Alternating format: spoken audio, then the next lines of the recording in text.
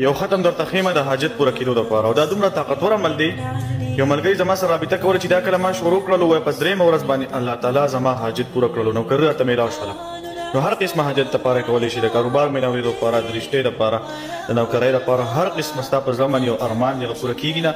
د هغې دپاره تاسو دا ختم وکړئ د 12 ورځو پورې انشاءالله چې په 12 ورځو کې دننه دننه الله تعالی حاجت پوره کوي. نارینه هم کولی شي، زنانه هم کولی شي، په هر حالت کې کولی شي. ډېره اسانه کلمه ده. یا بدیع العجایب بالخیر یا بدیع.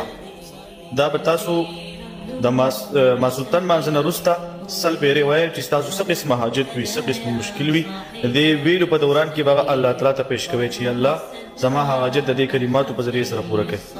د شپې به ماسوتن مانځه نه وروسته سل پیرې وایئ او د 12 ورځو پورې به وایئ انشاءالله چې په 12 ورځو کې دننه دننه که ستا مشکل حل نه شولو، که حاجت دې پوره نه شو، نو بیا ماته رینګ وکړئ. جزاک الله خیره. احسن. زه دا ویډیو ورسره ښه ډېره شیر کړئ چې پیدا عامه شي. یو خط